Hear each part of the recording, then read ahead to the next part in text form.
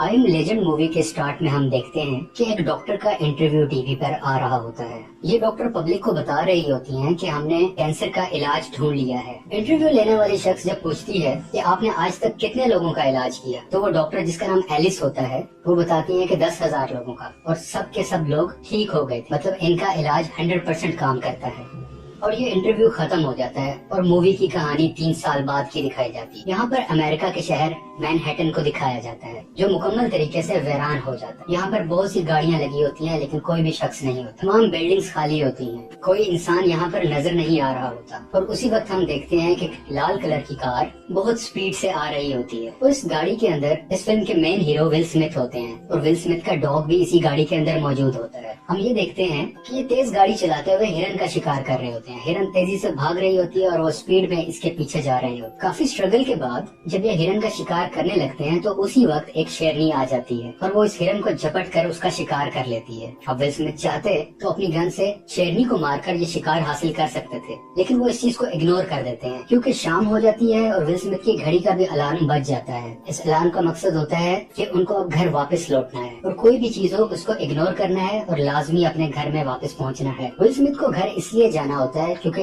इस शहर में कोई और इंसान तो नहीं मौजूद, लेकिन बहुत से म्यूटेंट्स मौजूद होते हैं। इस फिल्म में म्यूटेंट्स को डार्क सीकर्स का नाम दिया गया है। ये डार्क सीकर्स सिर्फ रात को बाहर निकलते हैं क्योंकि दिन में ये रोशनी बर्दाश्त नहीं कर सकते। इसीलिए विल स्मिथ का अलार्म बजता है और वो अपने घर चले जाते हैं। अब वो अपने घर में पहुंच चुके हैं। अब घर के अंदर विल स्मिथ और उनका डॉग मिलकर खाना खाते हैं और अपने घर को मुकम्मल तरीके से सील कर देते हैं। तमाम डोर्स को लॉक कर दिया जाता है और तमाम लाइट्स को भी ऑफ कर दिया जाता है, ताकि बाहर से किसी भी डार्क सीकर मीन्स वो म्यूटेंट्स, उनको पता ना चल सके कि घर के अंदर कोई मौजूद है। विल स्मिथ को अपने डॉग से बहुत प्यार होता है और हम ये देखते हैं कि विल स्मिथ और उसका डॉग एक बाथटब में मिलकर सो रहे होते हैं और इसी दौरान बाहर से बहुत डार्क सीकर्स की भी आवाज आ रही होती है। और अब यहाँ से कहानी फ्लैशबैक में जाती है। अब कहानी क्योंकि फ्लैशबैक में चली गई है और हम ये देखते हैं कि विल स्मिथ अपनी फैमिली के साथ होता है और वहाँ से वो अपनी बीवी और बेटी को लेकर एयरपोर्ट की तरफ निकल जाया कर। विल स्मिथ अपनी वाइफ को बताते हैं कि कम से कम 2 हफ्ते का खाना अपने पास लेकर अरेंज कर लेना और एटीएम से पैसे निकलवा कर अपने पास रखना। वो अपनी वाइफ को ये भी बताते हैं कि आर्मी 1 घंटे के अंदर इस एरिया को सील कर देगी। उसकी वाइफ बहुत परेशान होती है। वो पूछती है क्या ये वायरस हवा से फैल रहा है। इस वक्त तक विल स्मिथ को कुछ नहीं पता होता और वो कहते हैं कि हाँ शायद कुछ ऐसा ही है।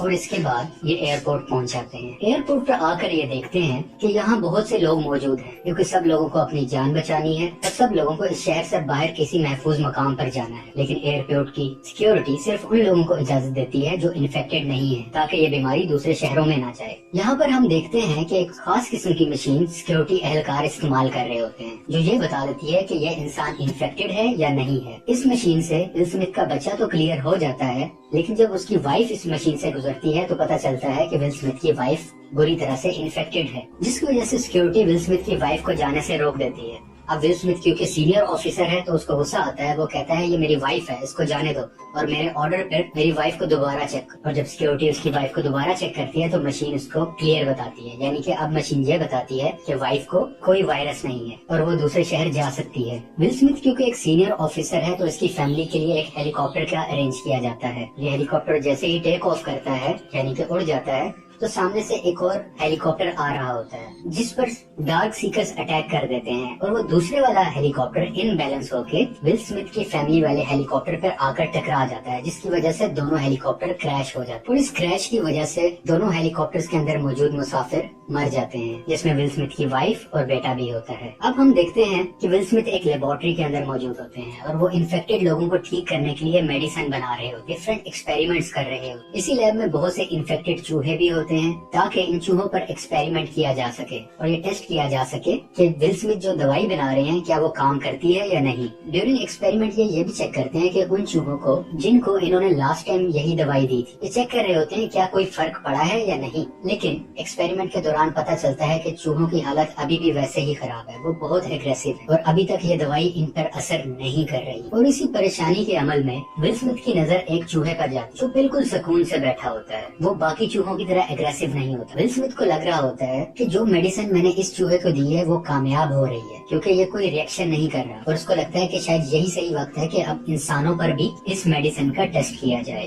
ताकि जितने भी लोग हैं उनको इन्फेक्शन से बचाया जा सके। वो जो डार्क सीकर्स बन चुके हैं उनको दोबारा से इंसान बनाया जा सके। कहानी अब अपने मौजूदा वक्त में आ जाती है, उस वक्त की मैं बात कर रहा हूँ जब वो सिर्फ अकेला है पूरे मैनहट्टन में। विल स्मिथ बाकायदगी से एक काम डेली बेसिस पर करता है। वो रोज दिन में बाहर जाता है और FM रेडियो के थ्रू सिग्नल्स भेजता है कि अगर कोई इंसान उसे सुन रहा है तो आपको किसी भी किस्म की मदद चाहिए हो तो मैं मौजूद हूँ, मैं आपको खाना दे सकता हूँ, मैं आपको शेल्टर दे सकता हूँ, इस उम्मीद पर कि एक दिन उसे कोई ना कोई सुनेगा और उसे कोई राब्ता करेगा। वो इस बात पर बिलीव करता है कि मैं अकेला नहीं हूँगा, यहाँ पे और कोई भी हो सकता है जो मुझे सुनेगा और मैं उसे मिल सकूं या वो मुझसे मिल सके। और वो ये भी बताता है कि वो रोज 12 बजे एक ब्रिज पर अवेलेबल होता है और मैं आपको रोज वहीं पर मिलूंगा। अब शिकार के सिलसिले में विल स्मिथ को एक और हिरन नजर आता है। वो और उसका डॉग उस हिरन का पीछा करते हुए एक कमरे के करीब पहुंच जाते हैं। वो कमरे में बहुत अंधेरा होता है। विल स्मिथ तो उस कमरे में दाखिल नहीं होना चाहता, लेकिन उसका कुत्ता उसी कमरे में चला जाता है जहाँ पर बहुत अंधेरा होता है। क्योंकि विल स्मिथ अपने डॉग से बहुत प्यार करता है तो वो भी अपने डॉग के लिए उस अंधेरे वाले कमरे में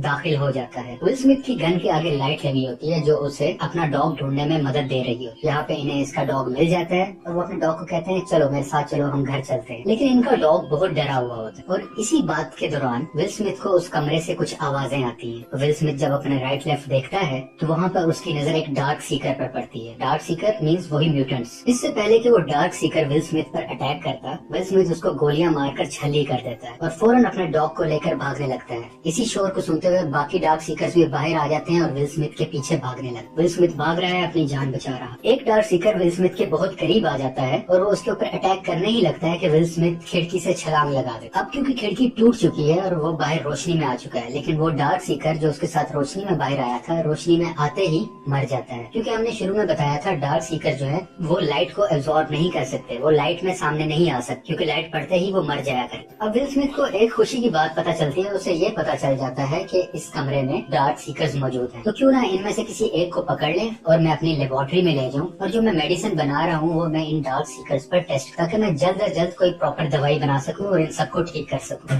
अब डार्क सीकर्स को पकड़ने के लिए विल स्मिथ एक ऐसा जाल बनाते हैं जिसमें वो फंस जाए। एक फंदा सा बनाया जाता है और इसी दौरान वो अपने डॉग को कहते हैं कि तुम गाड़ी में बैठ जाओ क्योंकि तुम्हें इन्फेक्शन हो सकता है। यहाँ पे विल स्मिथ अपनी बात इसलिए नहीं करते क्योंकि वो डेली बेसिस पे डिफरेंट डोजेस ले रहे होते हैं, मेडिसिन ले रहे होते हैं ताकि वो इन्फेक्शन से बच सके। थोड़ी देर में इन्हें पता चलता है कि वो जो जाल बिछाया गया था उसमें एक डार्क सीकर फंस चुका है। अब वो डार्क सीकर विल स्मिथ के कब्जे में आ चुका है। लेकिन उसी दौरान हम देखते हैं कि वो रूम जो अंधेरे वाला रूम था वहाँ से एक म्यूटेंट खिड़की पर आता है और वो बहुत जोर से चलाता है विल स्मिथ को देख, जैसे वो उसे बदला लेना चाह रहा है। खैर विल स्मिथ उस डार्क सीकर को लेकर अपनी लैब में आ जाते हैं। अब विल स्मिथ इस म्यूटेंट पर वही दवाई का इस्तेमाल करते हैं जो उन्होंने उस चूहे पे की थी। वही चूहा जो उन्हें लग रहा था कि वो ठीक हो रहा है। दवाई देने के कुछ बाद ही उस डार्क सीकर की सांसें आहिस्ता होने लग जाती, उसका हार्ट रेट कम होने लग जाता है, जिससे विल स्मिथ को लगता है, उन्हें एक उम्मीद आती है कि शायद ये ठीक हो रहा है। और उसी वक्त वो म्यूटेंट जाग जाता है और जोर से चीखे मारने लगता है और उसके बाद वो बेहोश हो जाता है और विल स्मिथ काफी मायूस हो जाते हैं कि इलाज मुकम्मल तरीके से नहीं हो पाया। यहाँ पर विल स्मिथ एक वीडियो रिकॉर्डिंग कर रहे होते हैं और वो ये इस बात का खुलासा करते हैं कि जो दवाई मैंने बनाई है वो मुझे तो बचा सकती है इस इन्फेक्शन से, लेकिन जो ऑलरेडी इन्फेक्टेड हो चुके हैं उनको ठीक नहीं कर सकती। और मैं बार बार इसी चीज की कोशिश कर रहा हूँ ताकि उन डार्क सीकर्स को ठीक किया जा सके। और वो ये एक और बात भी ऐड करते हैं कि आज जब मैं उस डार्क सीकर को पकड़ रहा था तो एक डार्क सीकर मुझे घूर कर देखने लगा था और वो घूरते हुए रोशनी में भी आ चुका था और रोशनी का असर उस पर कुछ नहीं हो रहा। शायद ये इस वजह से हो रहा है क्योंकि उनको भूख लग रही है और वो अपने लाइफस्टाइल को चेंज कर रहे हैं। आहिस्ता आहिस्ता वो खुद को धूप में आने का आदी बना रहे हैं। ये सब कुछ ये वीडियो कॉन्फ्रेंस में रिकॉर्ड कर रहा होता, वीडियो रिकॉर्डिंग में। अमेरिका के शहर मैनहट्टन में रहते हुए विल स्मिथ को 1000 से ज्यादा दिन हुए हैं। इसी तरह एक दिन विल स्मिथ अपने डॉग के साथ दिन में बाहर जा रहा होता है तो उसका पाँव एक फंदे में फंस जाता है। वो उल्टा होके हवा में लटक जाता है। ये फंदा बेसिकली डार्क सीकर्स ने लगाया होता है क्योंकि डार्क सीकर्स भी सोचने समझने की बहुत सलाहियत रखते हैं। अब विल स्मिथ हवा में लटका होता है और वहीं पर वो बेहोश हो जाता है। ये फंदा बिल्कुल उसी तरह लगाया गया था जैसे कि एक दिन पहले विल स्मिथ ने डार्क सीकर्स को पकड़ने के लिए लटकाया था और अब डार्क सीकर्स ने बिल्कुल उसी तरह कॉपी करके विल स्मिथ को फंसा दिया होता है। अभी दिन का वक्त और कुछ ही देर बाद विल स्मिथ की घड़ी का अलार्म बजने लगता है, यानी कि शाम होने वाली है, रात होने वाली है। और नीचे से विल स्मिथ का डॉग भी बार बार भौंकता है उसे उठाने के लिए कि यहाँ से आजाद हो जाओ ताकि हम निकल सके, क्योंकि ये टाइम डार्क सीकर्स का है और वो इस टाइम बाहर आ जाते हैं और अगर वो बाहर आ गए तो विल स्मिथ की खैर नहीं। विल स्मिथ अब जाग चुका है। वो अपनी जेब से चाकू निकालकर उस रस्सी को काट देता है और नीचे गिरते हुए गलती से वही चाकू उसके पाँव में घुस जाता है। विल स्मिथ अपने डॉग समेत अपनी गाड़ी की तरफ बढ़ रहे होते हैं और इसी दरमियान वही डार्क सीकर सामने आ जाता है जो रोशनी में आ गया था उस डार्क सीकर से